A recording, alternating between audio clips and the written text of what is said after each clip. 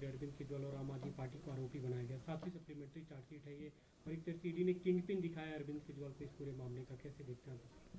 2 साल से जांच करने के बाद ईडी के पास एक ही चीज नहीं थी, वो है कि एक और चार्जशीट। इस चार्जशीट में इन्होंने अरविंद केजरीवाल जी को और आम आदमी पार्टी को दोषी बनाया है।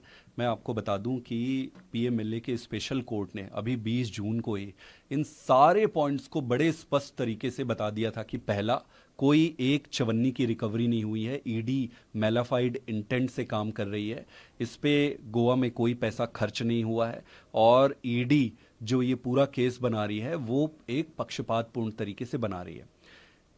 ना इसमें 100 करोड़ की बात है, ना 40 करोड़ की बात है, ना एक चवन्नी की बात है, ना इसमें अरविंद केजरीवाल का रोल है, ना पार्टी का कोई रोल है। जब कोई क्राइम हुआ ही नहीं कहीं पर, तो फिर अक्यूज होने का कोई पॉइंट बनता नहीं है। हो क्या रहा है ये समझने वाली बात है। हो ये रहा है कि भारतीय जनता पार्टी ने एक सर्कस रचा है, एक पिक्चर बना रही है। इसका डायरेक्शन ये अपने ऑफिस में, दफ्तर में करते हैं, उसका स्क्रिप्ट ये ईडी को दे देते हैं, और ईडी ये रियलाइज किए बिना कि वो आम आदमी पार्टी का नुकसान नहीं कर रही है, देश का नुकसान कर रही है, ईडी ये रियलाइज किए बिना इस सर्कस का हिस्सा बन गई है।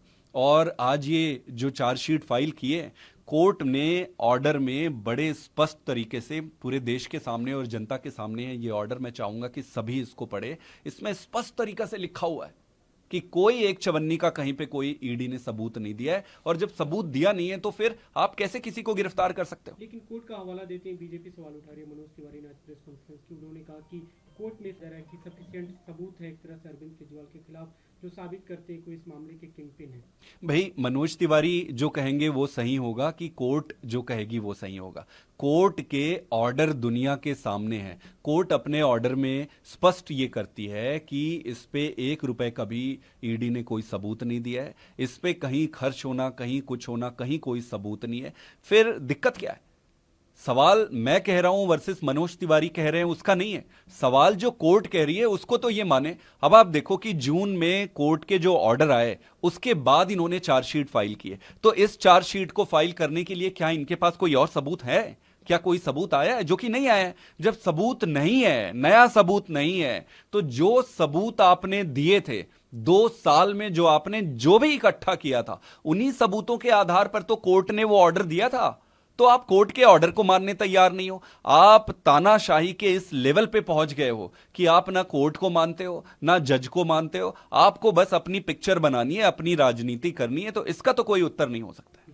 अश्विनी वैष्णव जो केंद्रीय मंत्री सवाल खड़े कर रहे हैं कि आपके तमाम नेता जेल में, दिल्ली में कैओस मचा हुआ है, आपने गठबंधन किया कांग्रेस पार्टी के साथ, लेकिन उसका कोई एक तरह से फलीभूत नहीं हुआ, और दिल्ली में भी व्यवस्था बिगड़ी जा रही है। उन्होंने भी कहा कि वर्ल्ड क्लास सिटी कौन बना सकते हैं, जनता को देखना है।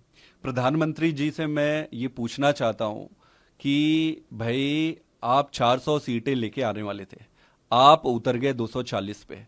आप एक बार भी ये सोचे हो कि आप 400 से 240 में कैसे उतर गए? यही आपके कर्म थे, और यही आपके मंत्री थे जिनके डिपार्टमेंट डूब रहे हैं आज। वो उस पर फोकस करने के बजाय गलत सलत आरोप और झूठे बात में फंसे हुए हैं। आप दिल्ली को सफोकेट करने में, दिल्ली के काम रोकने में इन्होंने कोई कसर नहीं छोड़ी है। इनको लगता है कि कोई देख नहीं रहा है, कोई देख नहीं रहा है। कोई ना भी देखे तो ऊपर वाला देखता है, ऊपर वाला बैठे बैठे सब देख रहे हैं। इन वैष्णव जी को क्या लग रहा है कि कोई देख नहीं रहा है, आज बेवकूफ बना लेंगे जनता को और ये कर लेंगे? तो जनता भी समझदार है और ऊपर वाला सारा कुछ इनके कर्मों को देख रहा है। आज मनीष सिसोदिया की भी जमानत मामले में से जो बेंच बनी थी, उसमें से एक जज ने इस मामले से खुद को अलग कर लिया, अभी तक सुनवाई टल गई है।